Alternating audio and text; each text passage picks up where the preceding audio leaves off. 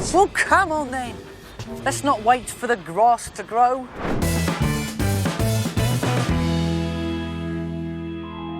Okay, we're back with part 2 of our Harry Potter extravaganza.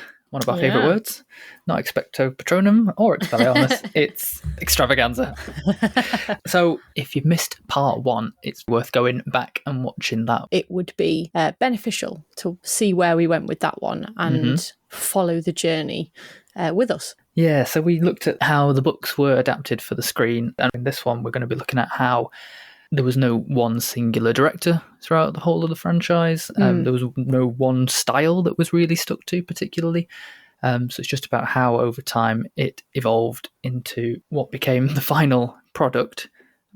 Going to look at our favourite music as well from the overall series, because obviously the composers changed as well as we went along. I really, really do feel that music's underrated in films. Yeah. I don't think people think about how important it is and what a huge element it is to the final piece. So it'll be very interesting to see what we think of the different composers. And then we'll be reviewing the next pair of films, which is obviously The Prisoner of Azkaban and The Goblet of Fire. Last time we learnt that Mary gets really annoyed when people do magic outside of school. So my God, we'll that's my first point. That is my first point. We'll get there. And we learned that I do a fairly decent Zoe Wanamaker impression, but we'll for now we'll move into our intro for this episode, which is the evolution of the series. Turn to page 394. Now, I think starting again with the books, the genre of the actual stories changes. And because we're following teenagers, naturally the tone of the stories change as well with it. Yeah. So I think that's really interesting for looking at how the films were visualised. I very much pair the first 3 films because I feel like they're kind of picture perfect. Those 3, I really do feel like you can watch them anytime, whatever order, and just sit and really enjoy them. Whereas I feel the later ones, you can't do that so much with. So I kind of think of them very differently. I think something that helps guide you along is the visuals of the film itself. Like as the tone gets darker, you're sort of guided through it because the look of the film gets darker as well. Yeah, I mean the third one, it's a completely different aesthetic. It almost became less pristine. I feel like the first 2 are very shiny and perfect looking and glossy, and then you get to the third one and those imperfections come out, and it's very much an antiquated look, but I really enjoy it because the first 2 films are kids films, and then the third one is like that's the turn, isn't it? That's when things start getting, it's the seesaw balance changing. And then the 4th one's kind of this sort of thriller, and then the 5th one's a war movie, and then road movie. It did work changing it up. They never repeated themselves. No. At all. But again, having different directors helps because nothing was rehashed. They came in and developed what had come before. Yeah, with their own vision as well. Yeah. So it's interesting because they're coming into something that was pre-established from Chris Columbus's vision.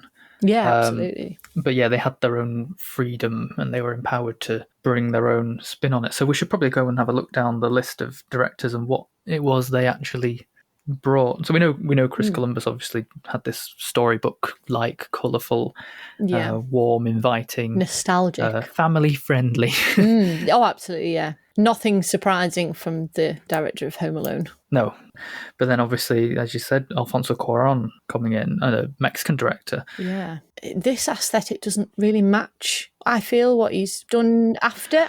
No, it's not necessarily his style. It's just a style he's put onto it. He really kind of put himself into that world and did something completely different. Yeah, he adapts his style to suit the source material. I mean, even you look at Children of Men, and that's not really much like Gravity, which isn't much like Roma.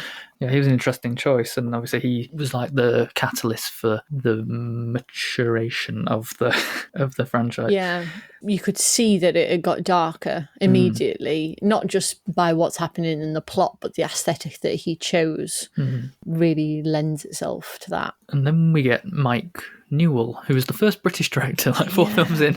A really strange choice, I think. It's just random. I don't think he was bad. No, he wasn't bad at all. It's just strange choice. David Heyman always says that he captured British public school life. Yeah. And therefore he sort of was able to focus on the emotional complications of being a teenager. Yeah. The 4th one in general, I think, feels a bit like an in-betweeny film. Yeah. It's a bridge between what was... the old and the new. Yeah, pretty much. And especially because the next 4, all the way up until the last one, were the same director, David Yates. So they kind of suit, as a continuous story. I really struggle. I mean, how do you feel about David Yates? Because I struggle to say what he brought to it. Because I feel like what Harry Potter was already established when he came into it. I find it very difficult to define exactly what it is that he brought to it himself as an individual. Yeah, I guess so. I think, in a way, he probably had the harder job because I don't think those books... I'm thinking of like 5 and 6 in particular. They're very much set in the castle. It's almost business as usual for a lot of it. So not many opportunities to do, the stuff that, say, Alfonso Cuarón had to work with. Yeah. He just had to sort of deal with just the characters in that one space, and I don't think he had much to creatively input, I suppose. Yeah, I feel like when you think that the scriptwriter stayed the same all the way through the series, all of the departments, the production designers and the set department, and everything was set up when David Yates came in. So he just had to get the story to the end. He just had to wrangle it all, and put it together. I think he did a good job. I'm by no means am I saying that he didn't do a good job with that. I feel like he settled into it and just kept everything steady, kept it going, went through the motions. It sounds like I'm not giving him any credit at all. I definitely am, because it was already so well established at this point. I think he kind of just took it and ran with it. Yeah. A lot of the things that he did do well were the more psychological and emotional and even political things that the later stories had. So I think it's probably what he brought is less visually obvious. Yeah. There's less sort of showcasey magical things, and there's no happy, colourful games of Quidditch, really. Yeah. I think one of the things that is difficult, and this speaks to the evolving of the world, is it expands a lot in each film, and that's something you notice. And it can be tiny things, how things work, how the wizarding world does things. It can be all sorts, but it does expand hugely as you go on. You see other parts. I mean, when you get to 5, you see the Ministry of Magic, as an example. In itself is very difficult, because through that expansion, your scale also grows, which means things are an awful lot more difficult to project. Yeah, well, I guess, things were getting bigger with every film, but also I think, and I mean this in a good way, although looking back in retrospect it is a bit problematic, but they were very good at looking at things that they didn't do right the first time round, or even the second time round or the third time round, and they would make revisions to things as they went through the series, which I think is good because it got it to a good place by the end. But when you're watching through them, you're like, oh, this has changed. That's different.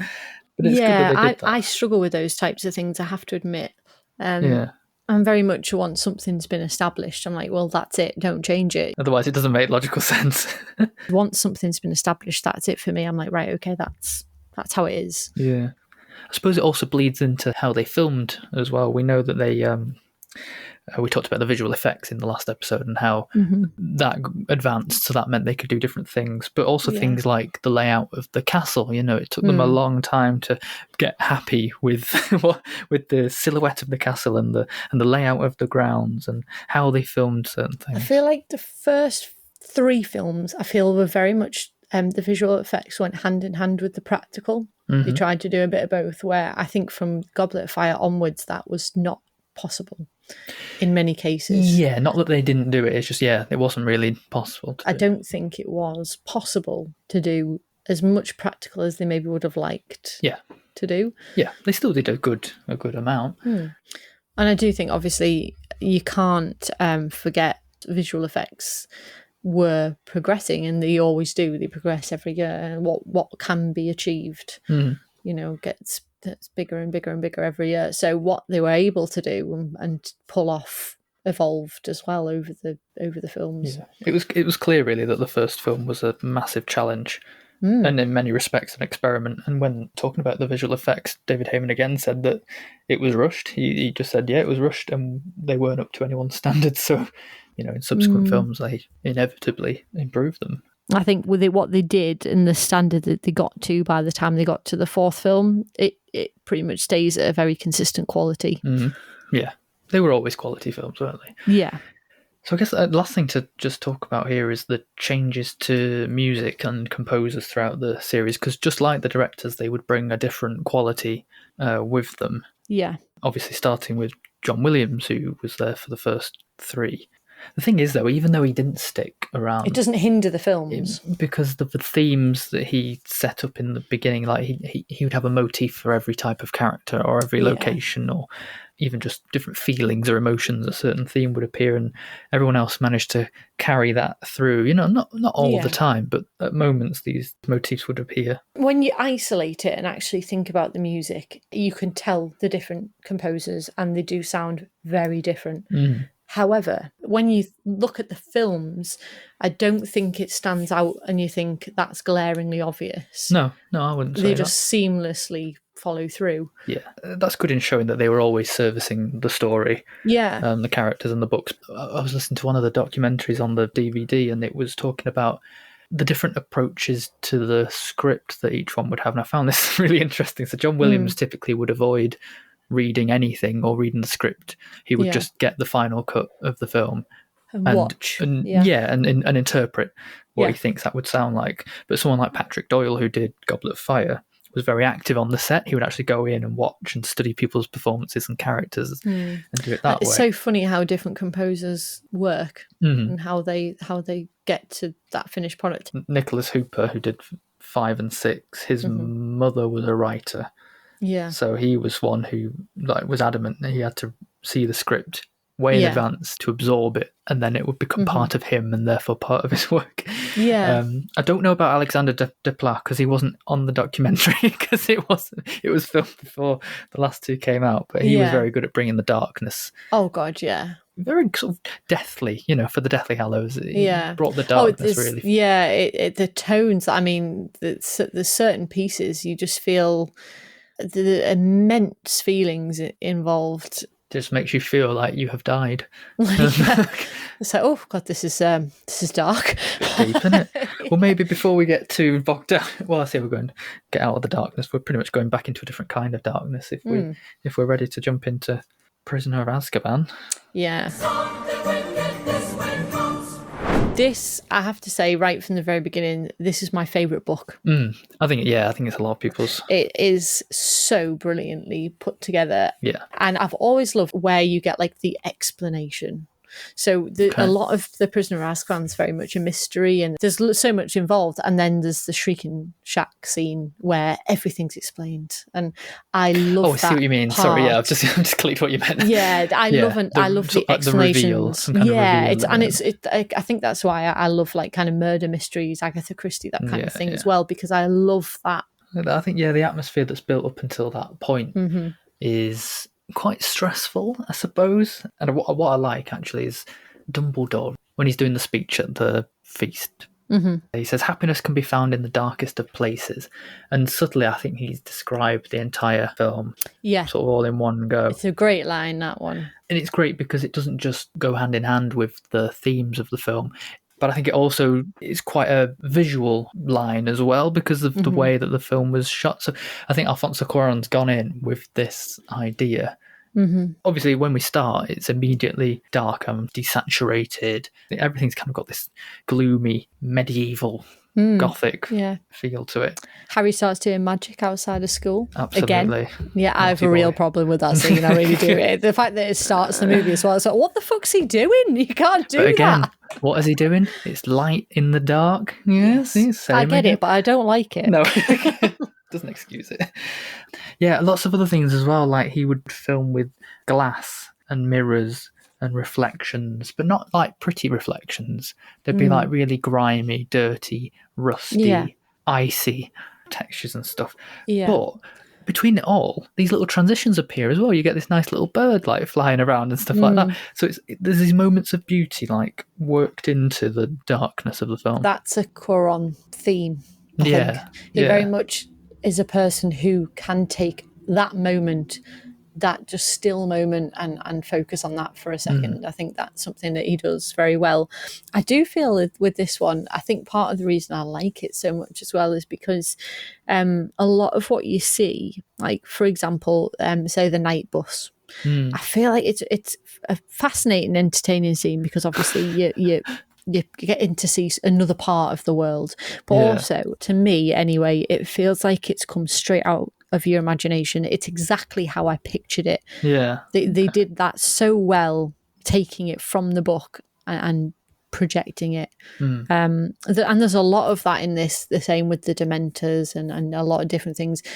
It's exactly how I imagined it was going to be. What do you think about, obviously John Williams came back here, and I guess the night bus is an interesting example. But there's so many different types of music in this, and mostly it's this kind of Elizabethan sort of court music, and then obviously they've made that Something Wicked This Way Comes, and that's very Shakespearean, obviously. And all these sort of old instruments, these like flutes and harpsichords and stuff like that. It's very distinct. I suppose it goes very much what I was saying with earlier.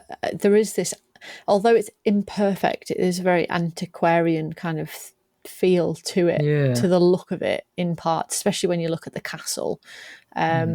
So I suppose he may have pictured it that way, and that went hand in hand with the kind of instruments that he chose to use and the sound that he decided to go for. And it is very different, I think, as well. Yeah, it's nothing like any of the other films. Yeah, you could almost say, is this a different composer in some ways, because it is very different. I was quite surprised, obviously years ago, but when I realised that John Williams did this one, there's enough that makes it tied over from the first two. But yeah, I just thought it was really interesting. I think the intro in this one, again, it just about works, this one. It doesn't feel too rushed. And you just about get what you need. Interesting that we only spend 5 minutes of time at the Dursleys. It gets less and less and less. Yeah, it does. As it goes on. It's like, there they are. The next one doesn't on. Yeah. I like what we get of the Dursleys, I think. I do feel when you look at it as the big picture, though, they were very much shortchanged. Yeah, they didn't do a lot, did they? No. What I do like in the glimpse that you get is the changes in dynamic between Harry and them.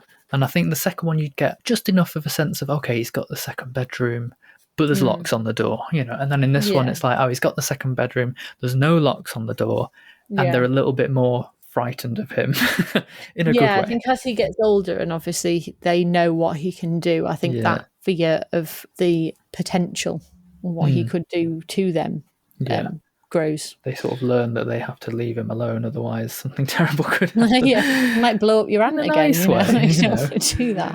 But yeah, speaking of, I was really hoping that one of these documentaries would have something on that sequence, blowing up Aunt Marge, but there really wasn't. Ferris is fantastic. We've got to mention Pam. Oh God, she's just brilliant. Brilliant choice for a couple of minutes of screen time. Perfectly cast. Yeah. But I love that because with such a small part, she's so memorable, and it is a tiny role. It's a tiny role, but you don't forget it. No. And that's incredibly well done. Sequence. I don't know why. I think it's a great opener. Again, though, it's a mix of the practical. And I love that when there's practical in there as well. Mostly apart from like the odd finger swelling up. I think she was in that latex neck and costume. I think she passed out in the costume as well. Oh God, I wouldn't be surprised. And then seeing her on the wires hung upside down and stuff like that. It's brilliant. Very good sport. She's well up for she'll jump over any banister. Or, I don't know if she did that or not in Matilda, but I'm pretending that she did. I think that's a really strong opener. But we don't get a lot of time there, so he very quickly moves on. So you quite like the night bus sequence? No, I don't like the night bus sequence necessarily. Me neither. I think it's quite jarring in terms of the tone. It's very different. It's very what I like slapstick is the visual look of it. I think they got that right.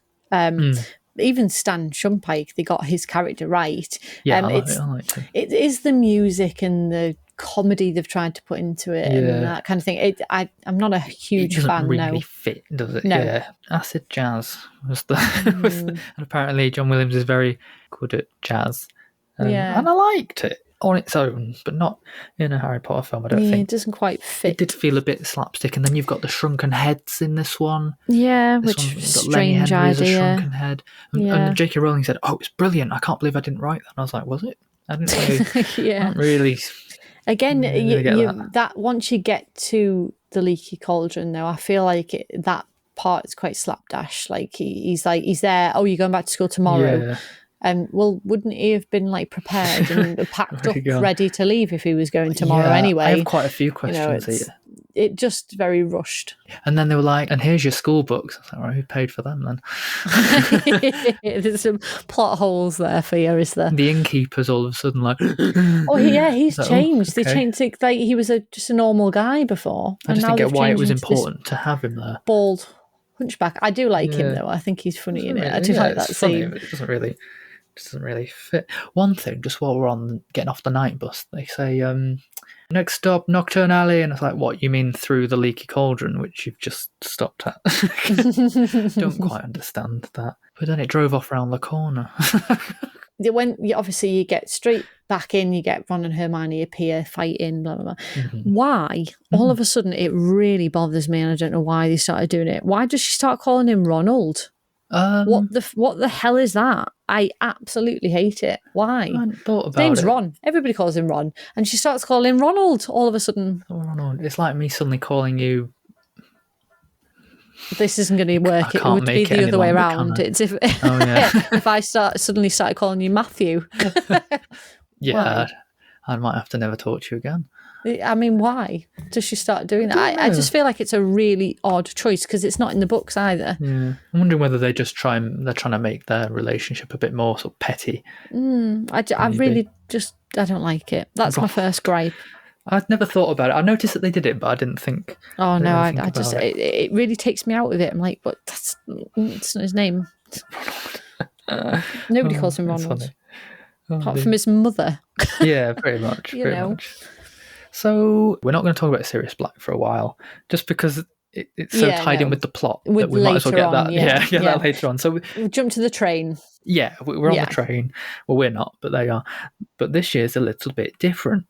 And this is a bit of a surprise. The train stops. The train stops. I think this sequence is brilliant. I actually do think this is genuinely terrifying.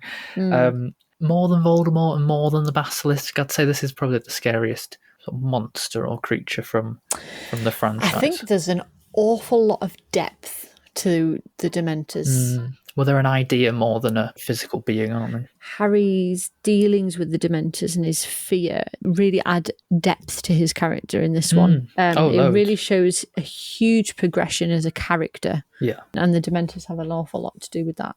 Yeah, I mean, we kind of forget about, well, we don't, but it's easy to forget that Harry, maybe without really knowing it, because it's all he's ever known, the amount of loss that he suffered. And then, I mean, there's all these theories about, the effects of the abuse that he'd gone through with the Dursleys and things like that. His life had actually been pretty horrible and traumatic. Pretty shit, I suppose. Yeah, that's always putting it. And when J.K. Rowling wrote The Dementors, that to her was the physical embodiment of depression. Yeah. And she even said like they could be figments of a mentally ill mind. Yeah. So although the films don't really touch on it in that depth, it's there. Yeah, and you still feel that darkness. About. Yeah, it might not be said in so many words, but that's always what they were about. Yeah. Yeah, it is interesting. Yeah. But I mean, the Dementors are more of an idea than a literal thing. Yeah. But when you do think of it physically, again, they've done it so perfectly, visually made something that's exactly how you picture it. Yeah. I thought the Dementors were much better than I was expecting. Yeah. Well, they have this quality that they're not actually there. Do you know what I mean? They're kind of there and they're not. I like what they did to get an idea of how they would float and how they would move. They had puppets in water. The clothy texture and this sort of moved them backwards and slowed it down, and it just gave them this quality of that they were non-physical. Yeah. It's very hard to explain, isn't it?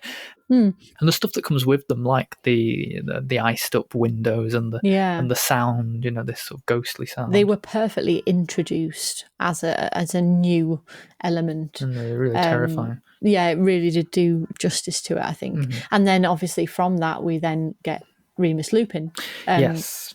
Massive part of this film. I absolutely love Lupin. Yeah, he's really good. He's a fantastic character. And I always really liked him as a character because, again, he almost has the kind of characteristics that Dumbledore has. He's this wise, calming influence in Harry's life, reliable, Yeah, his relationship with Harry probably makes some of the better scenes in the film. Yeah. If I'm honest, he's sort of this mentor to him, but he's also a family friend, and he's, he's a tutor as well as a teacher. And he's someone who unlocks something in Harry, which gives him a toolkit for coping with a lot of things that he's going to have to deal with in the next ones. Yeah. David Thewlis as well, what he brought to the character was brilliant. And he doesn't treat Harry like a child. No. He treats him like a person. Yeah. And that is huge in his character development, in Harry's personal growth as a character. Yeah. Well, J.K. Rowling mentioned that up until this point, Harry was always looking for a father figure. After this one, because he ends up saving himself at the end of this story, he sort of no longer feels like he has to look for that anymore. I mean, I don't know. That's what she said. I don't know. I think the Patronus in general is a really great metaphor, as much as the Dementors are. For that personal growth, that progression he's making as a person. Yeah, and it fits that tagline of the film about happiness in the darkest of places, and when all joy and happiness has been sucked out of the atmosphere, how do you overcome that?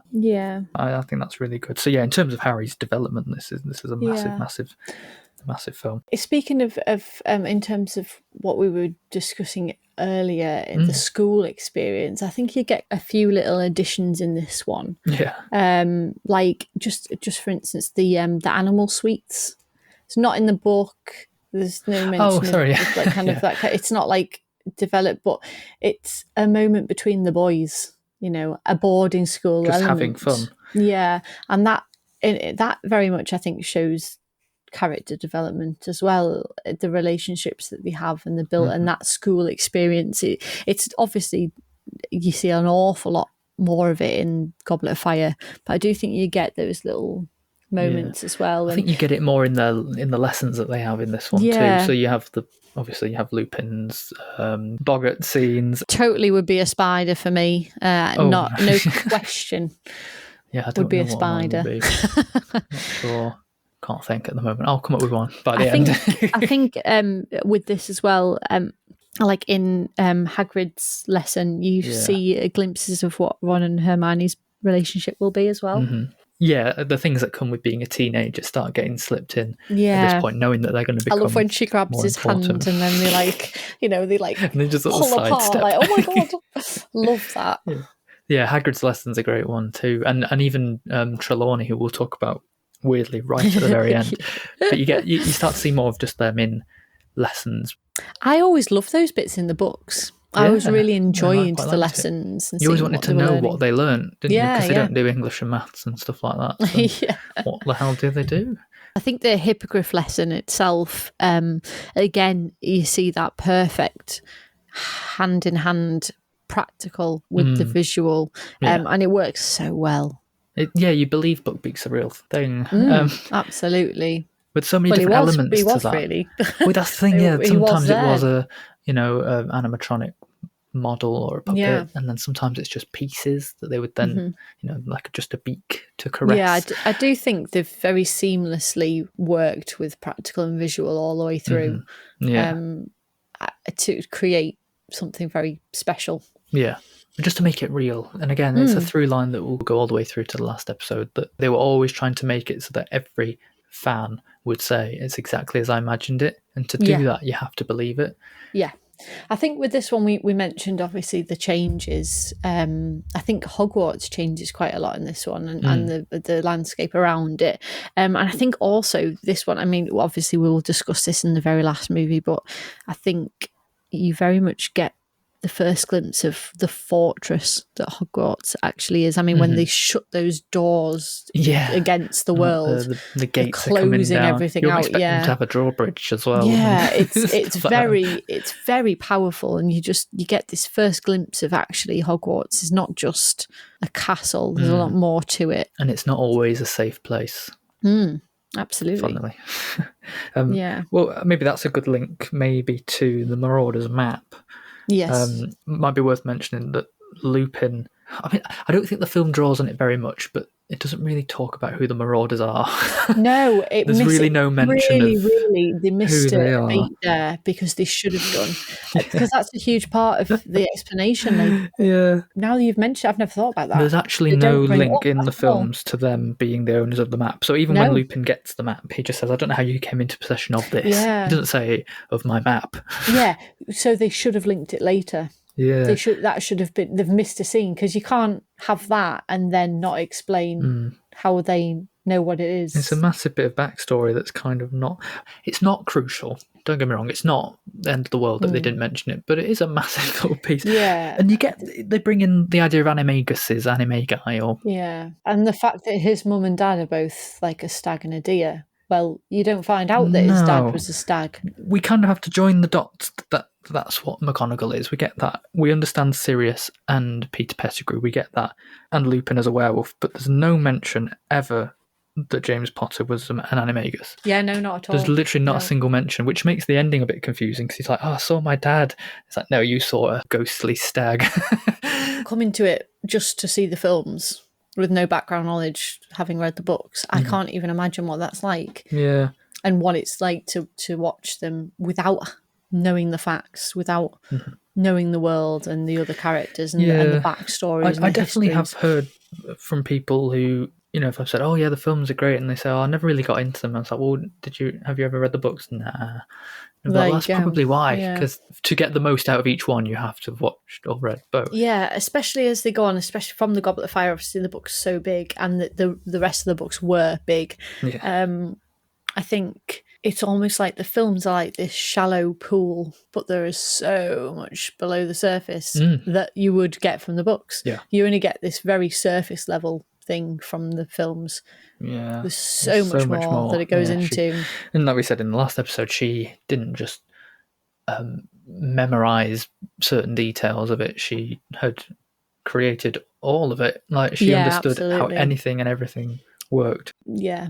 But you'll hear about characters and what they did and who they were and just how things worked and where they were and what they were, and there's so much more information there. But there are big things missing. So he's got the map now. Yeah. Big gripe again here. He's so careless about being invisible. He starts stealing shit from people. He's starting fights. Just massive footprints everywhere. Knocking down dwarves and stuff. It's really careless. I mean, might as well take the cloak off and be like, "It's me." Hogsmeade is an almost a miniature version of Diagon Alley. It's another part of the wizarding world that you get to experience just ever so subtly, very quickly. Yeah. I like that it's snowy when they go. In fact, it's almost always snowy when they go. It's always snowy. Yeah, it? pretty much. Yeah. So it's in the winter, they never go in the summer. Yeah. Saves on the production design costs if we just cover it up. So in this scene, Harry learns about what allegedly Sirius Black has done and the existence of someone called Peter Pettigrew, who at one point does turn up on the Marauders map, and Harry goes out in the middle of the night cloakless. He's not naked; he's just not wearing the invisibility cloak. And decides he's gonna go and look at who this Peter Pettigrew is, who is allegedly dead. I think he again perfectly cast. This. Peter Pettigrew. I have to say, I mean, Timothy Spall's a fantastic actor. Yeah, very talented. In this, he's grotesque. Oh, absolutely! Like when he first transforms, he is a rat still. All those features, those characteristics of a rat are still there. Someone who's lived that way for years. Perfectly does that. It's so well done. Yeah, he's the one character who I, more so than anyone else, even Voldemort's quite disgusting to look at, but I'm just revolted by, and it just really works. The teeth and the nails and just all of it, it really works. Although I think he's a little bit of a pantomime character in the films, I think. You don't get the depth maybe that you get in the books. Very fine line between being a comedy character, even though he's a villain. He's like Mr. Smee. Do you know what I mean? He's like, it's kind of funny. Yeah, I suppose I get that, but it's kind of meant to be on the bad side. But I think that's part of the character as well. He was kind of useless. He just clung on to whatever he could. You know, that was why he was on that side. Yeah, he was pathetic and weak and followed the strong, didn't he? And cowardly. Cowardly. I like in this film knowing the big reveal of who Scabbers was going to be, and up until now we've never had any reason to doubt why a rat would be not a rat. Yeah. But with this one you get subtly built in, like with the Crookshanks stuff, and there's even a bit where Mrs. Weasley's running saying, Ron, don't lose him. Yeah. Like, he should have done, you know. Can you imagine if he didn't turn up? It'd be a lot easier. I think this film, as much as I love it, I think the quality of the film itself actually goes up from Buckbeak's execution, when they're walking down for his execution. Yeah. I think from there on, it is perfect. Well, it's almost like a story in itself. Yes, and we talk about Prisoner of Azkaban being a time travel film. It's like, not really, not until like the last half an hour. It's a time travel film. Its own section in the book, isn't it? It's almost like it is its own story. Yeah, and even though it's revisiting the story that you've just seen, it's independent in a way because it's through a different perspective. Have to mention for that part of the film, by the way, just have to mention props to Hermione punching Malfoy in the face. That was fantastic. It is good. She did that so well. I know. I just love that. I'm just like, go on, girl. Yeah, it's very satisfying to watch. So from now, we can probably talk about Sirius Black and then sort of go on from there and just get to the end of the story. So plot-wise, murder on the loose. Love it. There's nothing scarier, and it makes everything, like every single little bit of the film, so suspenseful and paranoid and tense. And this idea that you're being hunted, I love that. Well, not on me, obviously, but the idea that Harry's being hunted, I think is brilliant, and everyone's looking over their shoulders. And like when you said with the fortress that Hogwarts becomes when Sirius Black has managed to attack Dawn French, and you know everything's sort of coming down. I love the idea of Hogwarts on lockdown. Danger of it and the danger of the world is coming through bit by bit throughout the films, and this is where it really becomes real. I think the reality of it hits home. That's a real pygmy hippo as well that Dawn French is crouching behind. I don't know if you knew that. Do you know, I love Dawn French, don't get me wrong, but I really hate the casting. It's really not in keeping with the first two. It's like, why have they gone for this comedy act? Like, why are they trying to stick comedy in? I really, Night Bus for me, as much as it's funny. I mean, she is funny. Wait. You know, she's brilliant, but I just don't really like it. She's not meant to be that as a character. Yeah. And she never comes back ever again. So it's that's it. It's just like, well, they had Lenny Henry, didn't they, as the shrunken head? They were married at the time, I think. So it's like, we'll have both of them. We'll put you both in it. Dawn French married to a shrunken head. So that bit's interesting. There was a lot of deleted scenes about Sir Cadogan, who I think was played by Paul Whitehouse. I think I can't remember now. So that storyline was cut. So maybe the fat lady story was meant to be a bit more, possibly, I don't know, important to the story, but it ended up not being. But what is the crucial confrontation in the Shrieking Shack.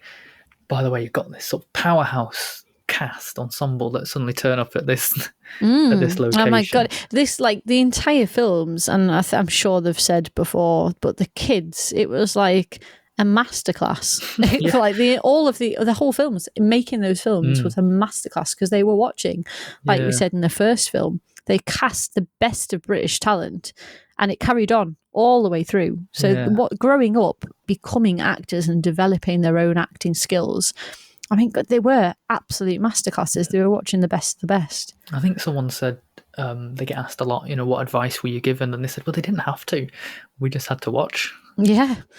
Which makes complete Yeah, sense. just watch what they're doing. Because all of the adults, I mean, obviously the kids are living this, but you very much feel like the adult actors are like, you know, they've come into this like little kids film, you know.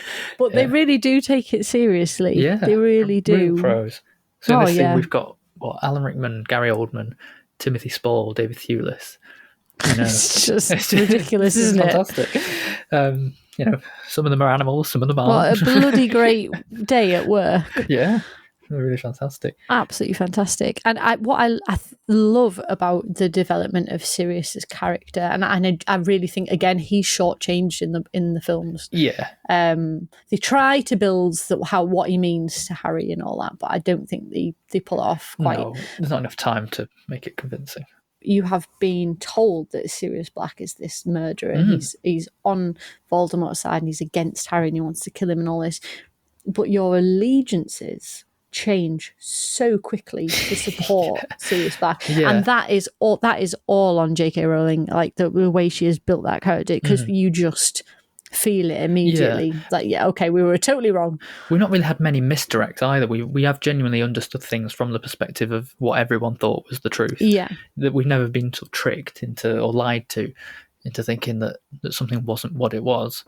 Yeah. Everyone thought that he killed them and therefore he was coming to kill Harry, that we had no reason to think otherwise. Everybody kind of changes. And again, like us, their allegiances to Sirius. What I like about Sirius as well is that he's so central to this story, and apart from the posters of which is like a GIF basically, isn't it? Just repeated image going round and round. We don't actually see him until you see him stood behind that door, and he's there still in his prison uniform, looking haggard, like death, wasted. Yeah, it's fantastic. And Gary Oldman's just a shapeshifter of an actor. Daniel Radcliffe was a huge Gary Oldman fan anyway, and really looked up to him. Yeah.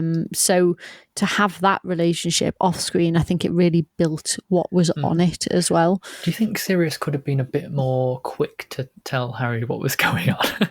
He was like, are you going to kill me, Harry? And it's like, just tell him, by the way, I'm good.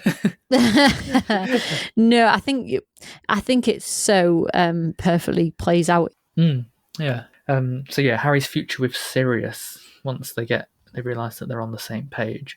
That's a nice little moment when they look at the castle. Yeah. And it's a shame really, because all Harry's ever wanted was a home. And he kind of got that with Hogwarts, but it wasn't really a home, it was still a school.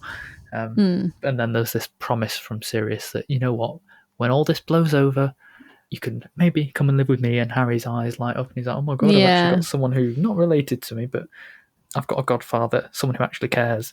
Brilliant. Yeah. But it never happens. It's so sad. Spoiler. It's so sad. But I like that element of, I don't know, hope. And that he has someone on his side outside of Hogwarts, which comes in later on. Yeah. But then there's a werewolf. Yeah. I remember people being really unhappy with the design of the werewolf. I don't think it's that bad. Yeah, it's not necessarily what you would expect a werewolf to look like. But then again, there's so much cinema history, isn't there, of what werewolves are supposed to be. Yeah. You know, that's what you base your look on, really. But I think what they did is go different. Yeah. It doesn't have to be that way. It doesn't have to look like that. It's not just any old wolf. It's Lupin as a werewolf. And I think they talked about the scars that Lupin has on his face were deliberately placed so that when they did do the transformation, the scars would naturally form a snout or whatever and stuff like that. So just to make it more realistic, that it was him transforming and not just Lupin and then a werewolf. I never had any problem with it. I have to say that I always notice the scene when he transforms later on when they come out of the Shrieking Shack. I feel like there's a huge moment there, which it's so subtle. I've always noticed it though. It's Snape's redeeming moment. Because when you see the werewolf, his hands are protecting the kids. Yeah. He comes out and he turns and he puts himself bodily in between himself and the kids, and you see his hands go round the kids. Yeah. I think that's a really redeeming moment for him. It's a telling moment, isn't it? Yeah, but it's so subtle and you probably wouldn't notice it. Yeah. Unless you were really thinking about it. But yeah, I think that is a moment where you see him for what he really can be. Yeah, in like a moment of instinct. Yeah, you sort of see the true. Yeah, I love that. I really love that. Yeah, I definitely noticed that more so this time around. Obviously, I've not watched it for a while. Knowing what we know later on. Yeah.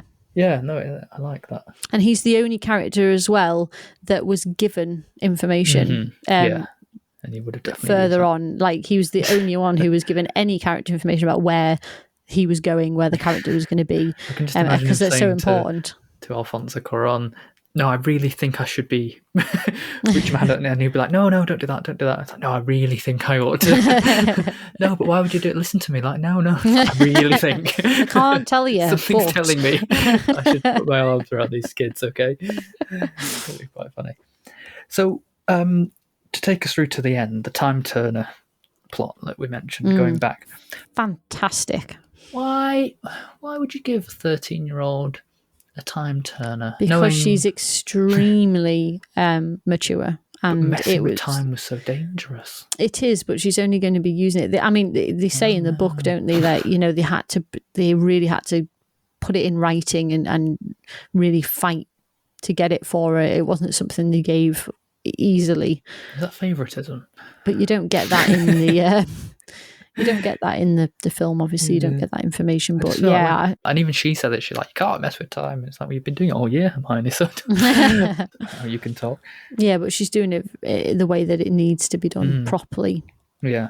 It's very funny territory when you start doing time travel in a film. It always opens plot holes, stories. But in here, I genuinely don't think there's that much. I have no problems.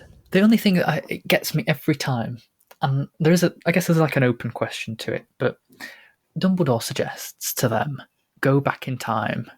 Obviously, they knew Sirius was innocent. He said to them, you could probably save him, and then he said, but you can probably save more than one life. So at this point, Dumbledore already knows that Buckbeak disappeared, because he was always gone. Do you know what I mean? Because Harry and Hermione went back. So... was he gone, though? Yeah. So was he gone? Harry and Hermione only ever saw the pumpkin getting smashed from a distance, because Buckbeak had already gone, because they'd already gone back. We know they'd already gone back because the stones were thrown, the werewolf howl was done the first time around. So Dumbledore knew. It starts giving you a headache, doesn't it? When you start thinking about it. You sort of have to step it through every time. So the reason Dumbledore says to them, oh, you might actually be able to save 2 lives, is because he's joined the dots and gone, I've sent them back. And that's why Buckbeak was missing. So, but it got me thinking, because the first time around when you watch it... That's never good. What's never good? Getting you thinking. That's never good. It just got me thinking that when you watch it the first time around, Dumbledore does a lot of stalling techniques prior to the execution. You know, he's just like, oh, look at the strawberry plants over there, and oh, maybe I should sign the execution forms as well. You know, it's a lot of subtle dialogue, and it's like he's stalling. But the first time around, he wouldn't have known that they were going to save Buckbeak. But it just got me thinking: has he preempted the whole thing? Does he know he's buying them time to do something that he knows later on he's going to tell them to go back and change? Oh God, it's too much. I can't. Yeah, it's quite confusing. But fundamentally, it's quite simple. When they ran away from Hagrid's hut and watched from a distance, they never actually saw Buckbeak getting killed. They saw an axe getting lifted and going down, but actually Buckbeak was never killed in the first place, because we know they went back. So there you go. Good Lord. It's got me thinking. So yeah, but that it's really good. There's really no plot holes in what happened in that story. And no, it's she very said well it was put. the It's easiest very, book very to well write. put together. So yeah. There you go. Yeah, no, I really do. I think it's perfectly put together. Like I said, the quality goes up even further when you start to get towards the end there. Yeah. Do you know how you say, especially based on things that are in the book, like when Neville faints in the greenhouses, and when such a problem with that. What was the one you mentioned it today? Someone did something that was out of character for them. Ron sticking Ron up for Hermione. There's one in this where I've picked up on. They're on Buckbeak, Harry and Hermione, flying away, and he's talking about the Patronus again, and how he randomly thought it was his dad who was dead. He says, I knew I could do it this time because, well, I'd already done it. Does that make sense? And then Hermione says, no.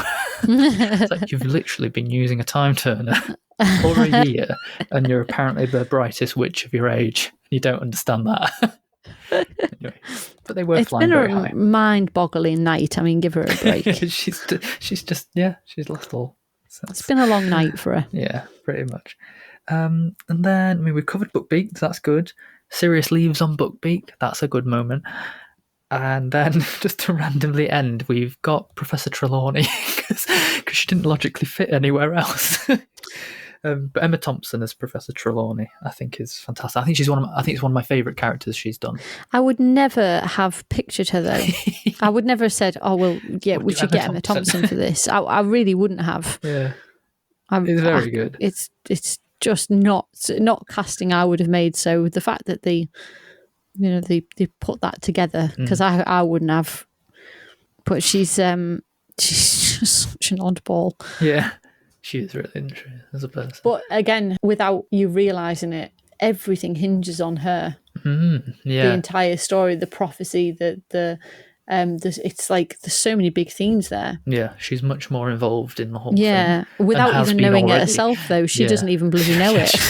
I don't think she even knows where she's half the time. I mean, the prophecy in the 5th book, the big prophecy that we will get to later on, she made it. Yeah, there must be a shortage of clairvoyance. Maybe. Because she's the only one, really. But yeah, another good reason for putting her last, actually, is that the prophecy she randomly makes to Harry, although it does feel like it's alluding to the stuff that's going to happen in Prisoner of Azkaban with Wormtail, but she says master and servant will be reunited, which doesn't actually happen in this one. It's telling us what's going to happen. Straight into the next movie. Oh, I'm so sorry, dear boy. Did you say something? We've got to pick our favourite characters. I know we've gone on forever, but... Oh, for me, it's Remus Lupin in this one. It's a good shout. I really do like his character. I love it even more in the books, but I do think it was great casting. Yeah. I do. I really love him in this. I liked him, and I liked Aunt Marge, and I liked Trelawney. I liked a lot of them. They are the 3 people I've written down on my, They're all good, on my sheet. But I'm going to go a bit off the wall here, and I'm going to say my favourite character is Bookbeak. I don't know what I really like Bookbeak. That's fine. So I'm going Bookbeak on that one. What about favourite moment, favourite scene, or anything like that? For me, it's the Shrieking Shack sequence. That bit, I really do like that. But it plays out to what I said before. I love the explanation, the reveal. Yeah. In a movie, that's always a bit that I always really enjoy. So it plays very much into that. Very good. I'm torn. I really like the Aunt Marge sequence, but I think I'm going to have to go for the Bookbeak flying over Hogwarts sequence. It is good. So uplifting. Yeah, it is very well done. What about quotes for you? I've written a few, but they're not big ones, if I'm being honest. I love mine. This is probably some of my favourite quotes are in this film. Okay. I've written a few sort of subtle ones, like Dumbledore mentions the care of magical creatures teacher retiring so they can spend some time with their remaining limbs. Around the time when he's stalling at Hagrid's hut, he's like, perhaps I should sign it too. And it is a rather long name, knowing what his name's going to be revealed as later. Now, the one I'm going to go with is between Ron and Hermione when they're in Hogsmeade. She just says, do you want to move a bit closer? And he goes, what? To the Shrieking Shack. My favourites, it's always Ron, actually. I think he just gets a lot of the good lines, and I always like the funny ones. So the first one is in Trelawney's room, where he goes, Harry's got sort of a wonky cross, which is trials and suffering, and that could be the sun. So you're going to suffer, but you're going to be happy about it. I love that line. And I also love when he has his nightmare and he's like, spiders want me to tap dance. I don't want to tap dance. He's like, you tell those spiders, Ron.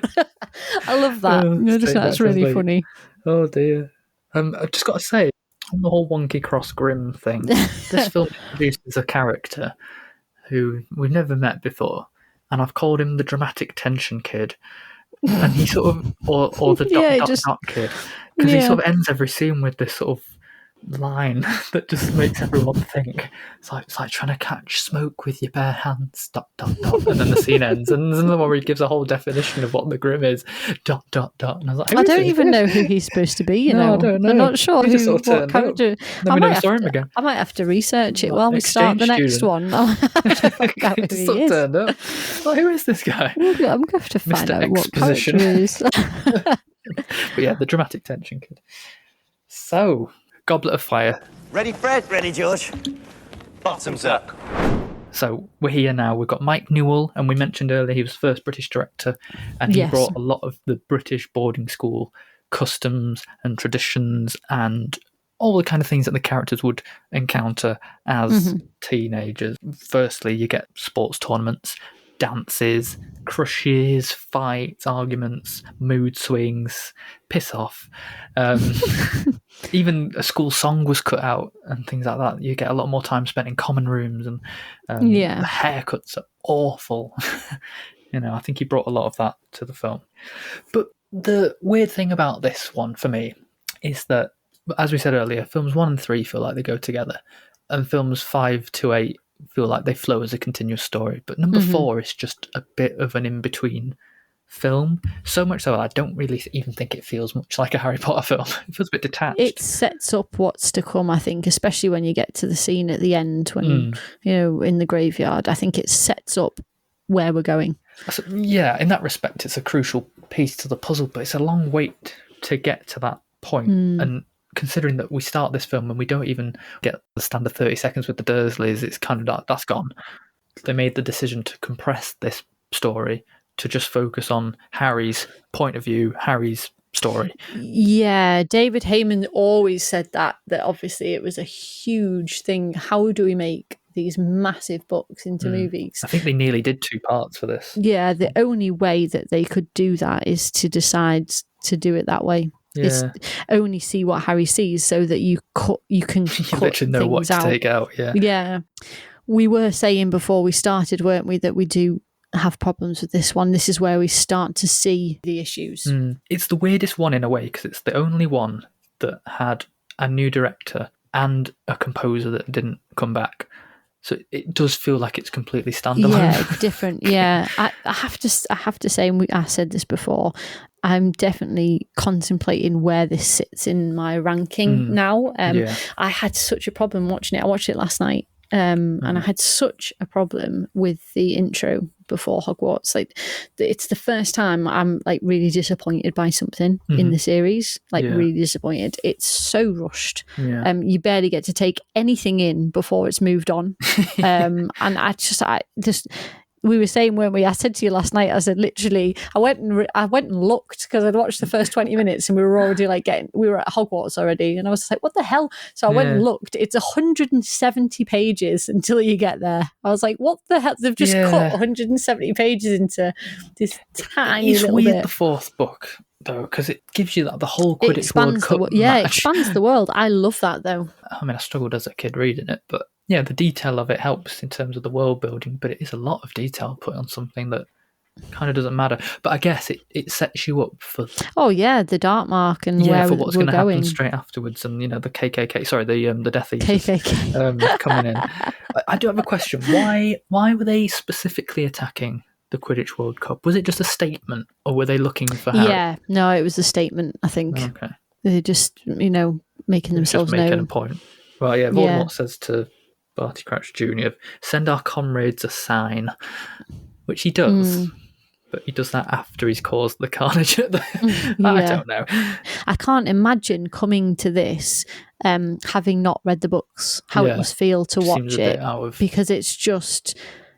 How do you have a clue what's going on? What anything is? Obviously, these nightmares that Harry's having, or visions, or whatever you want to call them, are very helpful. Really, you kind of get, okay, Voldemort's there, Wormtail's with him. Get that? There's another man. Got it.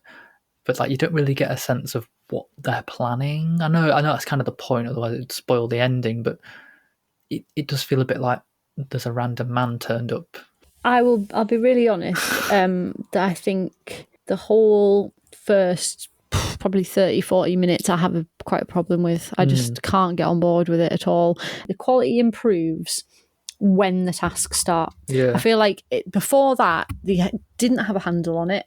The story was really here and there. It was very rushed. They were just slotting stuff in. All the information was flung at you. I feel like when the tasks start, it settles into itself. I think we've done this quite well, actually, in a way, because we're going to cover all the stuff that's not task first and then all the tasks later. Yeah. So talking about the Triwizard Tournament then, and this is a massive piece of the story. Yeah, it's the whole setup. So much so that it almost takes over anything else. Oh yeah, it's the book. The book is very much split into those sections. Task 1, task 2, task 3, you know. I'm going to guess natural, but in the book you still get the sense that they're having a normal school year and every now and again they have a 1 hour task. Yeah, all of it's taken out of this because there's no time to put the human elements into it. And this is why it feels not much like a Harry Potter film.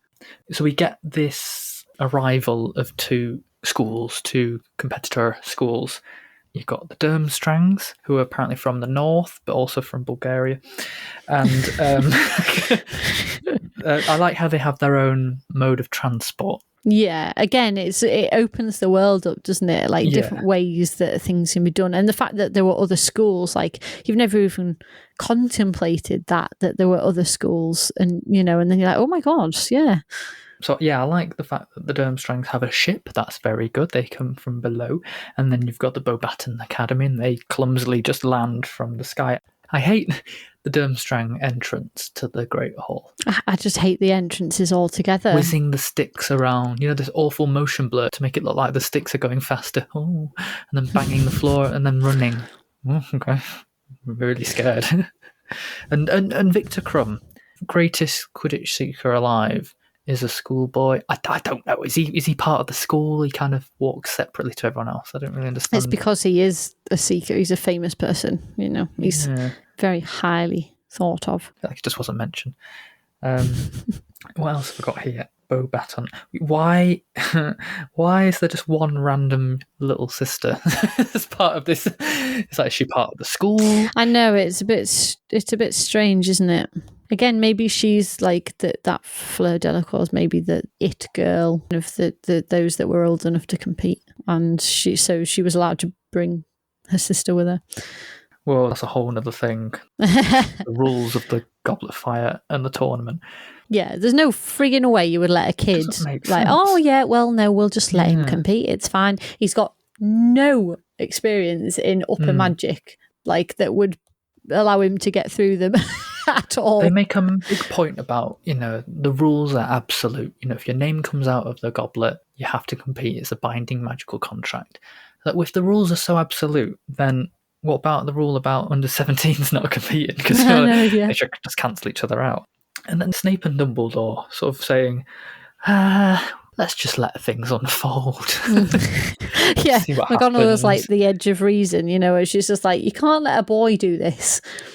Yeah, I think we will. Kind of just see what happens, I guess. If he dies, he dies. But again, Dumbledore, this all-powerful, all-knowing wizard, and another imposter staring him in the face, someone that he's met in the past. I don't think he's all-knowing. I don't know. He can see through cloaks. I don't know. He just can't see through people. Doesn't miss a trick, that man.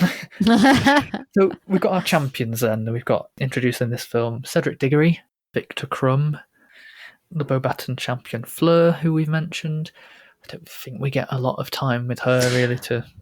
Well, this is the problem. There isn't the time to spend with anybody that you should have. There just isn't the time. Mm-hmm. They're just caricatures, aren't they, really? Yeah. Because you don't get any time to develop anything.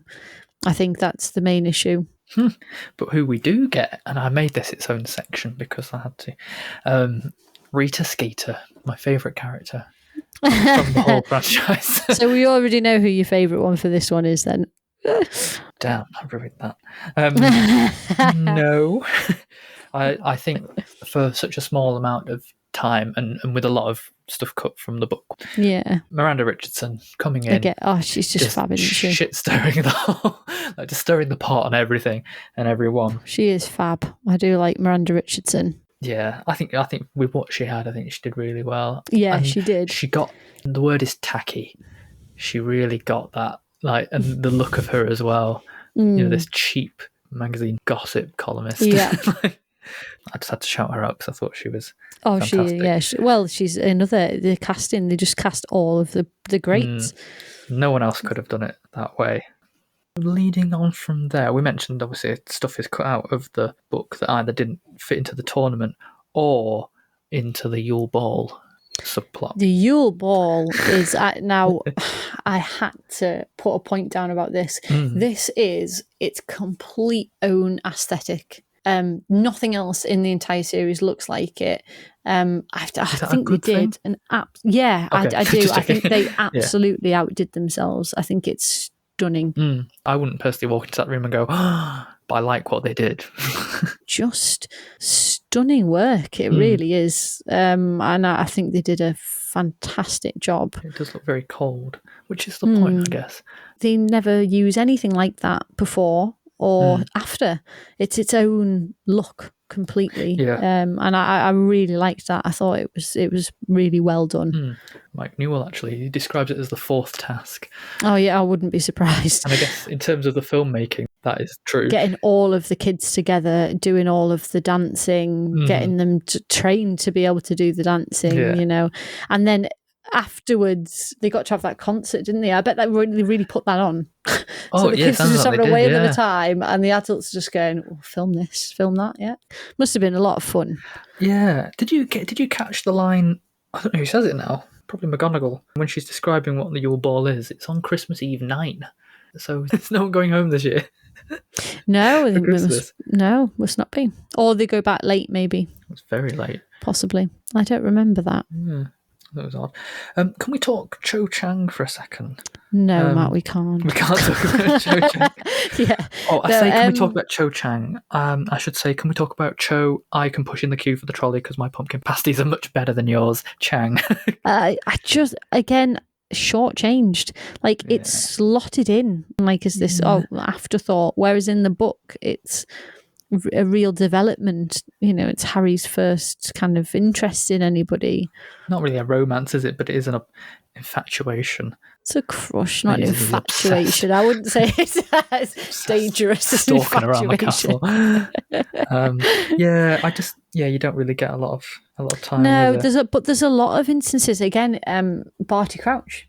And I'm not saying he's a huge part of the book, but there's just more to it, and there's the development of it. Whereas this, you just see this really odd character, and then he turns up dead. It's like he turns up dead. Welcome to Harry Potter. It's like it doesn't work completely. I don't think. I get why they made the decision to see from Harry's outlook, and obviously that determined what was going to be in and out. But when you know the backstory, I can't get on board. It makes with it so that the books have to be read as supplementary material if you're going to do it that way around. I think so, yeah, because I just feel like there's so much missing. And I'll say it again, I don't know how they get through it. There must be so many confusing scenes where they're just like, well, I don't really understand what's going on, who this is, why we're being shown this. I cannot imagine. If it was any other film or any other series, you'd be like, I genuinely don't know what's going on. I haven't a fucking clue what's going on here. Where are we? This is where it's an interesting case study, these films, because objectively, I'm not saying they're not good, but when you put them up against other things, they don't make a lot of sense. So you mentioned Barty Crouch Senior. I guess that's a good tie to Mad-Eye Moody in a roundabout way. Yeah, again, great casting. Brendan Gleeson is superb. I know he's not technically playing Mad-Eye Moody in this. He's playing someone being Mad-Eye Moody in this long story. We won't spoil it for you. It's Barty Crouch Jr. The way that he shifts, because he's mad, between different tones, and it's the lesson with the Unforgivable Curses for me that does it. And when he's doing the Imperious Curse and everyone's laughing along, and everything's funny, and then he switches, doesn't he? Literally, she jump out the window, drown her. It's very well done. Yeah, he just commands that whole room. Yeah, it takes the comedy, everybody was laughing, it takes that out of it, and you're just like, oh my God, yeah, that would have been what it was like. And he's wow. genuinely quite scary in that respect. But exactly what you say, though, he is commanding. Like when he's in a scene, there's no missing him because that's what you're focusing on. And physically, just the look of the character, he's very frightening. In the book, he's become such a reliable source for Harry, and it's such a betrayal when it's not him, because he'd connected with him and helped him. And I think they sort of pull it off, but it's not quite as effective as it could be. Yeah, there's definitely nods to it, isn't there? You know, his whole role in the tournament. You're almost already on the back foot no matter what you do. You know, that whole thing of the book is better than the film. You're always working against that. I just had a thought about Mad-Eye Moody because of the whole, I mean, spoilers, apologies potion stuff, which I think was very obvious in the film. It wasn't very subtle. Yeah, no, it's not subtle, really. But the fact that he has to grow and lose a whole leg every time he transforms back into Moody, that must be really painful. Though, is he transferring back? Because, well, I don't know, but at some point he must have done. Like, you would imagine like overnight he would, because it only lasts a few hours. But if he's constantly swigging, does that mean he just stays? I assume so. You know what I mean? I have got a question, and it might be irrelevant, but I don't know. Because in this one, like we just said, there's lots of clues to the reveal, you know, who Moody is and what's going on, and all that stuff. There's also the character of Igor Karkaroff, the headmaster of again, he's another one that's kind of slipped in there, but you're not given enough detail because there's no time. We get the sense, okay, Death Eater, I think we even get a glimpse of that. Yeah. But there's a random scene where he goes into the Great Hall where the Goblet of Fire is and then mysteriously closes the doors. And I don't know whether it's just put there as like a... Why? Are we meant to be misled? Think that it's him. And that he's done it? Or is he going in there to make it pick Victor Crumb as the champion for him? You know? Yeah. But it's never really touched on again. And I can only really see that as a red herring then. You know, if you're not given an answer to something, it's just... I think that would be a good way of thinking about it, yeah. I don't think you would be wrong. But it's just nice to get the answers. I know in Chamber of Secrets I said, everything tied up too nicely. But in this one I'm kind of like, you gave too much and didn't tie off enough. Yeah. I just can't be pleased. Yeah, I would agree with that, Matt. I just can't be pleased. I'm just too critical. So I want to go into the tasks a little bit. Yeah. It's very similar to the book. I feel like they were very good at adapting that. And this, I mean, for me, totally holds up. I don't know about you, but I mean, I've got no questions in terms of like the effects and how it worked. No, I don't. No, I wouldn't say that. I think the second task is a little bit meh. A lot of CGI going on, so it was inevitable that it would stand out as being a bit more CGI heavy than the rest. Yeah, well, the tasks were going to be, weren't they? Because the scale of where we go in this book and this film is so much bigger. They were going to have to. My main issue, the first task with the dragons, not so much, but the other ones and the tasks as a whole, I just feel they're a little bit inconsequential. I just feel a bit like, so you do the task and then you do another task. And it's like, it doesn't really matter who wins each one because it's whoever gets the cup at the end. So I'm like, so I didn't really get the sense of what the competition was really for. It didn't matter if you came last or if you came first or if you got the egg or not, really. You know, everyone ended up at the maze at the same time and it was all just who gets the cup first. Well, no, not necessarily, because it's supposed to be that the people who come first get minutes ahead. They enter the maze first. But that didn't happen in the film. So when you watch it as a film, it's just like, I don't really understand what the point is. The first two tasks are pretty much blow for blow what's in the book, from what I can remember. I haven't read it for a while, but it seems very similar. But the third one, nothing happens in the third one. Yeah, they've just made it amazing. They've made the maze itself the thing that's dangerous. Yeah. That it changes and you know, and there's things about it. Yeah, and they just say people change within the maze. Yeah. So, well, one of them technically had been cursed, so that's true. They've made that the maze itself the issue. Yeah, I did think the maze was underwhelming. Yeah, in the book, it's there's creatures in there he has to pass to get through. Where they didn't do that with this, but I suppose time, because that in itself could have been 20 minutes. Just it's getting like through the maze. potion task through the trapdoor. Yeah, they've took. Let's work out this. Give me 10 minutes, boys. I'm just gonna work this riddle out. Yeah, so I think I get why they did it.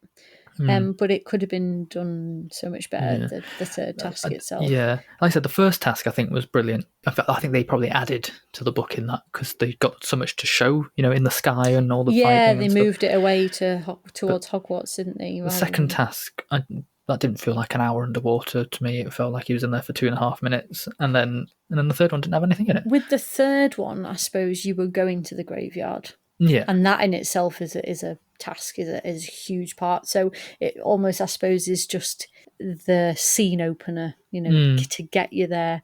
You don't need to have the task itself because you almost get that. Yeah.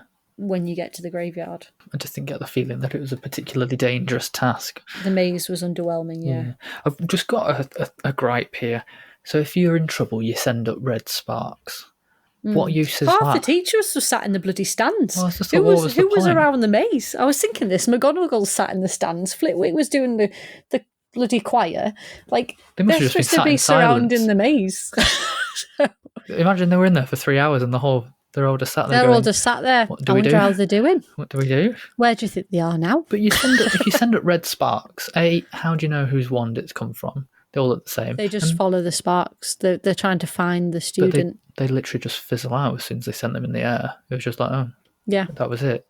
There was not like a little pin on the Google map or anything like that. It was just like literally, here's a light. Oh, it's gone. Oh, we'll find them later. I didn't really get. Someone's in trouble. We'll get to them. Get to them soon. They're only children. So we get then into the graveyard, and then Lord Voldemort. This, I think, is a notch above the rest. I think this scene is fantastic. You've already given away your character, so I'll give away mine. Okay. Voldemort is, I think, this standout character here. I think Ralph Fiennes absolutely embodies the role from the minute he comes on screen. He is a good choice. It instantly became his. You can't imagine anyone else in the part. And I think he plays it perfectly. That scene where he's smelling and he's using his nose and lack of, and then he opens his eyes. I just think he did it absolutely perfectly. I think he's probably the best thing about that scene. I wouldn't say I really enjoyed the graveyard scene overall. I don't like the whole potion bit, and that's my favourite scene. I think the graveyard scene. Right. I think it's really great, and I think Daniel Radcliffe's acting here. I think he shows some of his better stuff. All right. I think the moment where he goes behind the grave and he says, "Come out and fight," basically. And there's that moment you see his face change to this grim determination, and you literally see him decide to go out fighting. I think that's probably one of his greatest bits of acting, that he's done so far. I can't say I really picked up on that. I'm not saying he's not good. I just didn't get that from that bit.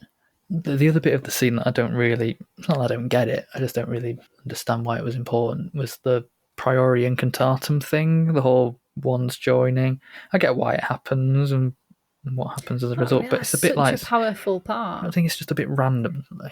Harry literally fires one spell, and then it's conveniently done, and then that's it. This is the thing. This is the problem, and again, you don't get enough of it. You get it in the books. You don't get it through. But the we're films. not talking about the books as a film. Nothing really happens in that scene. The wands are supposed to have this connection, aren't they? That's why that. Yeah, happens. I get it's not all something that. that happens very often to people. But again, if let's say you'd never read the book and you just watched the film, and we were just it's reviewing just weird, the film, yeah. It just doesn't really make You're a lot like, of what the sense. hell is this? And the graveyard scene then is a bit like he was stood on a statue, he fell off the statue, threw one spell and got out. That was it. In literally on paper, that's what happens. If you didn't have the Priori Incantatem, you wouldn't have got away. Well, I know, which makes it feel a bit convenient again. The ghosts help. It's a bit weird. And then Dumbledore was like, "You saw your parents that night, didn't you?" It's like, all right, okay, yeah, just a little bit random, and it's not really explained in the film afterwards what it was or why it happened. It really works for me. But again, like we were saying, Only I've got because all you of that know, background knowledge, Yeah. I mean, So I do for too, me, but yeah. I'm just thinking from the perspective of someone watching this as a film series, that makes absolutely no sense whatsoever.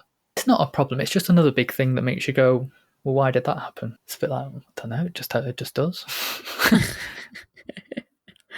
This film ends with the line from Hermione, everything's going to change now, isn't it? I don't like her performance of that line. I really don't. I just think it's terrible acting. And I love Emma Watson, but I really don't think she pulls that one off.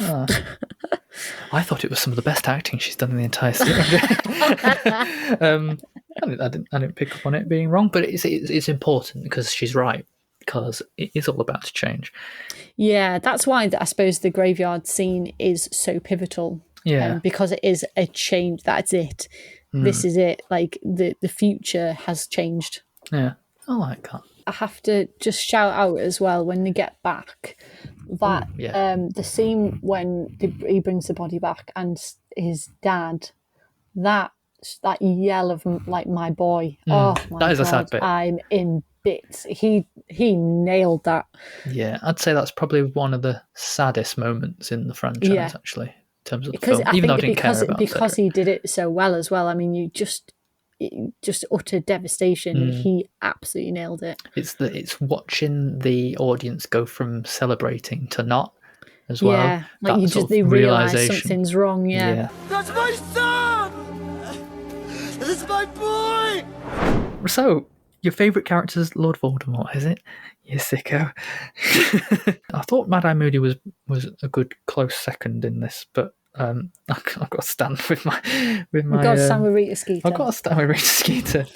I've always loved her. I'm sticking with Voldemort in this one. I think good. as in terms of introducing a character, I think there's not a lot top it. Favourite moment from the Goblet of Fire? Yeah, again, the graveyard sequence for me. I really think that's fab, and again, it's such an important piece to the franchise. Like everything's changed now. This has changed the game. Yeah. Okay. Mine is going to sound really daft now. I mean, I wrote a couple. I like Snape hitting Ron and Harry over the head. I like Filch with the cannon just continually. Oh, yeah, that's really good. But again, I meant to say this. Why have they made Filch a stupid Just made him fool? stupid. Like he was this in the first few books. He was this kind of intimidating, like enemy. Really, he's an enemy of the kids. He was just always there. But they've made him a fool. Yeah. And it carries on through the series. Why?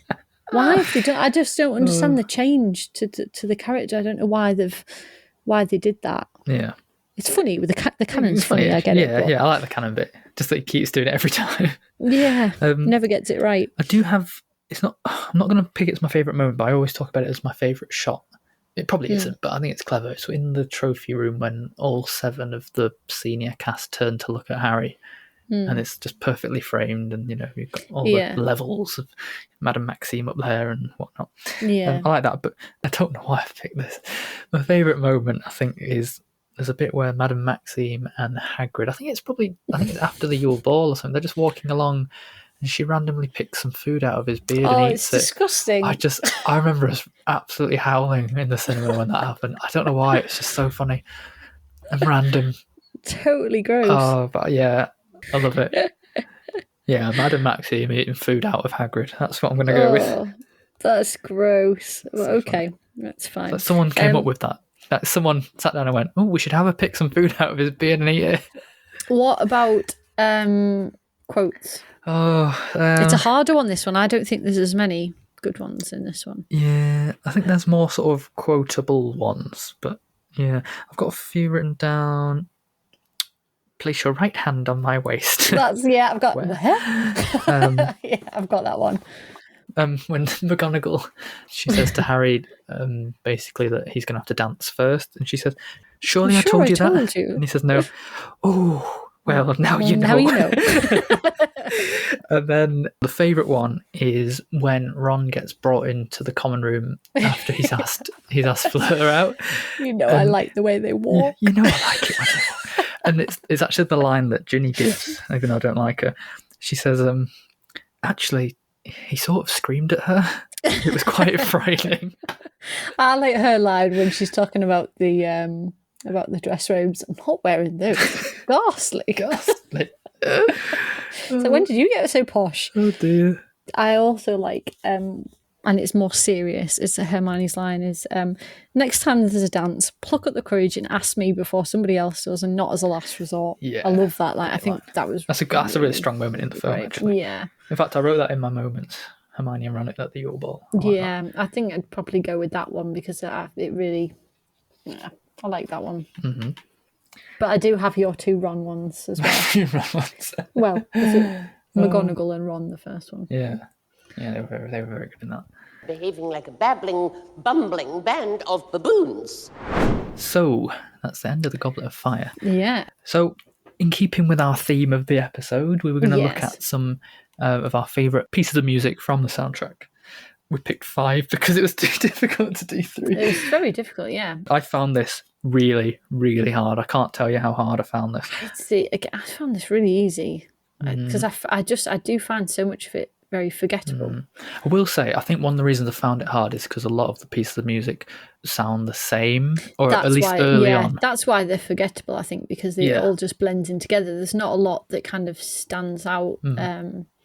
I've got one honourable mention I'd like to mention. It didn't make my list, but I always really think about it, is the chess scene. When the Queen's coming towards Ron. That is an epic piece of music. It's so well done. Yeah. I think that's really good, and it just didn't quite make my list. And it's not big enough of its own theme. This is what I struggled with. I like little moments, but there's never a full track of it, and I always wish there was a bit more of it. My shout-outs, I'm going to go with... It's called Statues. It's in Deathly Hallows Part 2, but it's where the castle sort of comes alive, and you really get that sense that it is all or nothing, last stand. This is now a fortress to be defended. I like Harry in Winter from Goblet of Fire. Just a sort of melancholy, sad melody that nearly made my list. The dark. Me too. I put that as my number 6, I think. And I like the Dragon Flight from Deathly Hallows Part 2 as well. It's Lily's theme, but more sort of triumphant and heroic, and they fly over out of Diagon Alley. I quite like that. And, sorry, another one. It's not really a score, but I love the Magic Works song. Yeah, we were just discussing this, weren't we? From the Yule Ball. This in? Should I put this in? It's not really score, is it? But it's the kind of song you'd think it'd be in the film Labyrinth. You know what I mean? David Bowie could have sung that for Labyrinth. It's such a nice ballad. And it's not necessarily a Harry Potter song. It's just a song that just happens to have magic in the title. So, yeah. So, do you want to go first? Yeah, I don't mind. Number 5 for me is Fireworks from Order of the Phoenix. It's a theme that sticks with you. It's one of the ones that stands out, I think, compared to some of the other ones. And I quite like that one. It's got a bit of it's a Fred and George theme, really. Yeah, isn't it? It doesn't sound much like Harry Potter, really, but yeah, it's always a bit Irish, isn't it? The Irishy sounding themes. Okay. Oh God. Number 5 for me. A Window to the Past from Prisoner of Azkaban. I like it in a way because it's sort of a theme for Lupin just as much as it is for Harry and his past. But what I really like about it is it starts as a really sort of lonely, solitary flute, and what it does as it goes on, it sort of fills in that emptiness with colour and wonder and warmth, and it's basically that effect that Lupin has as a link to Harry's past. It's that finding happiness again in the dark times. I like that, and it swells at the end when Sirius leaves on Buckbeak. So I really like that. Yeah, I'm going with that one. Very good.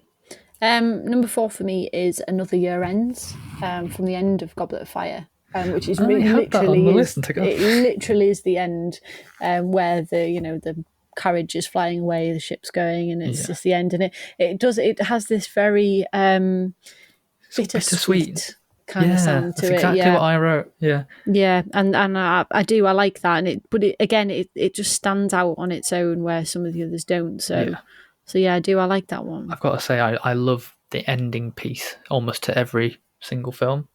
I nearly put my full list as just like all of the endings. My number 4, I nearly didn't put it in because I thought it wasn't in the film, and it's the In Noctem piece from Half-Blood Prince. It's the choral thing that is meant to have appeared when the assassination of Dumbledore was going to happen. It's the ultimate evil is coming theme, and the clouds are gathering, and everyone knows something's off, but nobody knows what's going to happen. It's really sinister. Number 3 for me is Lily's theme. Beginning of the Deathly Hallows Part 2 soundtrack. Again, like I said, this is, I think, an absolutely incredible score in itself. And this is just haunting. It's a haunting piece of music. It really is, yeah. It is. It's just a very powerful piece of music, I think. Yeah. And like I said, it works really well later on in moments of triumph as well. Yeah. So it's a deathly theme for a deathly film about Deathly Hallows, but also it can be turned around. And it's the same with the Window to the Past, something that can sound really lonely and haunting and not necessarily very enjoyable. There's always a flip side. Yeah. And that's why these themes are really good. My next one is really complicated. And I dug and dug and dug for this. When is it not with you, Matt? Come on. We just talked about how Lily's theme didn't sound like a lot of the other themes. And in Philosopher's Stone, John Williams wrote so many bits of music, little cues of things that would mean different things. So you've got Hedwig's thing will go do do do do do, and then you've got Harry's Wondrous World, which would be like do do do do, and then you've got the Window to the Past, do do do do do do do. They're all kind of the same notes, just reworked each time to make a new theme. There's one that I've searched and searched and searched for, and I couldn't really find it. And it's the theme that plays pretty much when Harry's ever on his own. Yeah. And it's I keep humming, but it's that one. Yeah. And it's not got its own name or its own theme or anything, but it appears, when he's blowing his candle out, when he spends the first night at Hogwarts, when he looks in the mirror, when Hedwig flies in the snow. It plays when Dumbledore says, "Love, Harry." And it plays when he's leaving Hogwarts. It plays at the end of the Chamber of Secrets when they're clapping for Hagrid. But it's not got its own name. Apparently it's called the Family Portrait theme, but I had to really dig. That's the one I'm picking. Wow. Okay. Glad I got that out. Number 2 for me is Courtyard Apocalypse from Deathly Hallows Part 2. There's just something so sad about this, especially when you put it with the film. It's like it's almost like despairing, Yeah. I think when you put it with the scenes that you're seeing, oh god, it's quite hard to get through. But that one always sticks in my head, and it just makes me feel so sad. Just like, oh my god, how are we going to get out of this? It's the statues theme, isn't it? But it's slowed down. Yeah, it's that moment of pause, and let's just see everything we've and they've devastation, ever seen. People being killed, and it's the horrors taking place. Yeah, horrors, absolute horrors, everything getting destroyed. Yeah, there's something about it. It's just it's hard to get through, hard to watch. Because again, you've seen Hogwarts and all of these students and everyone, and you've grown with it, and then you're seeing it being utterly destroyed. It's hard to get through. It's not very nice. On the scale of 1 to nice, it's not very nice. Yeah, it's not very nice. Not very nice. Number 2 for me is Obliviate from the start of Deathly Hallows Part 1. So this kind of builds from nothing, but momentum really quickly gathers, because this is the weight on the 3 characters, even though we've only just begun. Knowing like the magnitude of the quest they're about to go on for these Horcruxes, and obviously the personal sacrifices they're going to make, whether it's just running away from home effectively, or not going to school, or in Hermione's case, wiping her parents' memory of her. I was thinking about this because one of the things I didn't say about the Goblet of Fire, which I should have said, is I think this really gives Ron's character a lot of depth. Whereas you got that for Harry in the third one, and you saw a lot of personal growth for him. I think you see a lot more depth into Ron, and not in a good way. You see his jealousy and you see him grow as a character. I don't think Hermione gets that. I mean, just look at the fact that she gets to she has to do that to her parents. There's you don't really get any character development for Hermione. She doesn't get that arc. I don't think. Not really. I mean, it's a bit of a punch moment to have right at the start of the film. But I guess in a roundabout way, what I do like about it is that the moment isn't sad.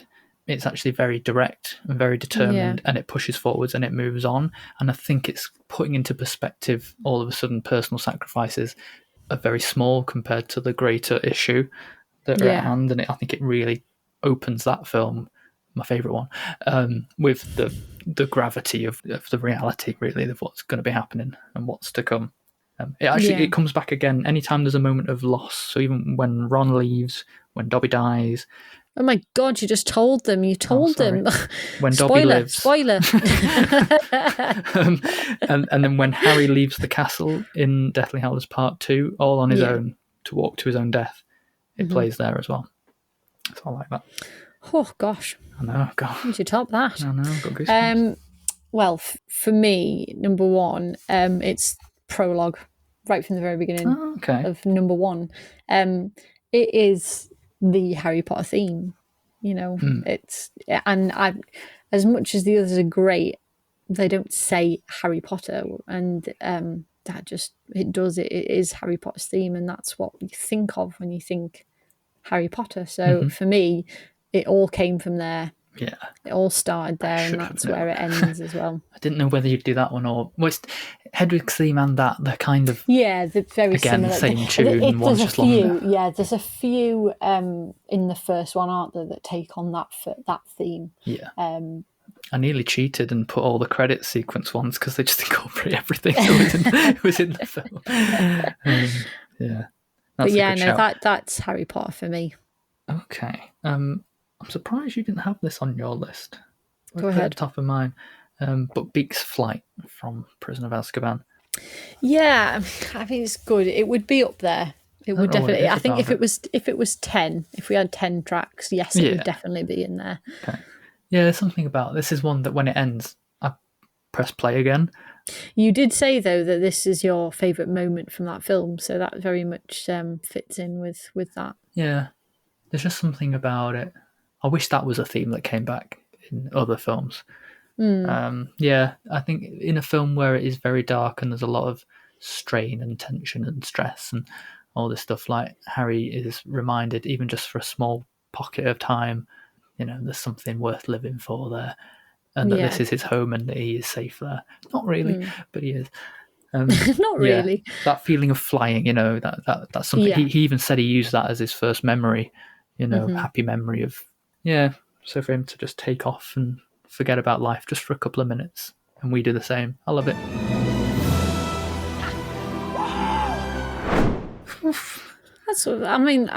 That's 10 very good tracks there, actually. I'm surprised Lily's theme didn't appear on your list, actually. I need to say, there is a video of us writing our dissertations, and we must have been doing it for months and months, and obviously got a bit bored.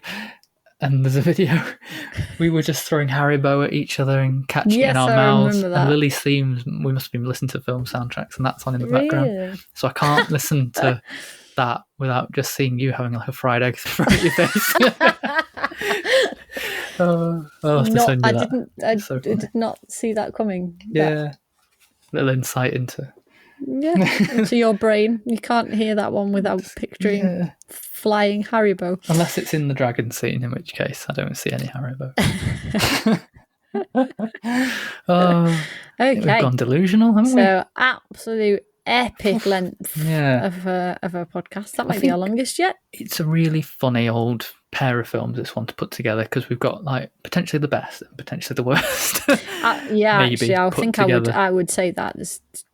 Definitely. But it was easy to talk about the first two because they had the same director, the same style, the same tone. They were very similar overall. Yeah. And these ones are very different, and there's lots to say. Lots of complicated things happening. Whew. So where do we go from That's here? episode 2. Yeah, we're technically halfway now. Yes, we're halfway through, and the next episode will be focusing on the Order of the Phoenix and the Half-Blood Prince. And what are we going to be discussing? We'll be talking about the casting and our top 10 characters from the series. That's going to be difficult. This is going to be even harder. Oh, that's going to be difficult, yeah. Oh, dear. Okay, so Matt, where can you find us? You can find us on our website, cinechat.co.uk/podcast, or across social media, just search for CineChat Podcast. Or you can send us an owl at podcast@cinechat.co.uk. Gathering dust. It's just sitting there. Any minute now, there'll be a message. Send a howler. Don't care. Whatever. Funny. Okay, so it's bye for me. And it's goodbye for me.